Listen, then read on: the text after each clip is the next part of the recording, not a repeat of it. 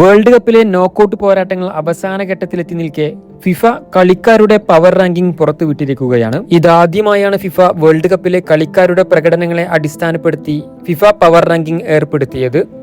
നോക്കൌട്ടിലെ ഇതുവരെയുള്ള പ്രകടനങ്ങളുടെ അടിസ്ഥാനത്തിലാണ് കളിക്കാരുടെ ഇപ്പോഴത്തെ റാങ്കിംഗ് തീരുമാനിച്ചിരിക്കുന്നത്. കളിക്കാരുടെ ഗ്രൗണ്ടിലെ കൃത്യമായ ഡാറ്റ അടിസ്ഥാനമാക്കി ഫിഫ പുതുതായി അവതരിപ്പിച്ച റാങ്കിംഗ് സമ്പ്രദായമാണിത്. ആക്രമണം, ക്രിയേറ്റിവിറ്റി, പ്രതിരോധം എന്നീ 3 വിഭാഗങ്ങളിലായി 0 മുതൽ 10 വരെയുള്ള സ്കോറുകൾ വിലയിരുത്തിയാണ് ഫിഫ പവർ റാങ്കിംഗ് നിശ്ചയിക്കുന്നത്.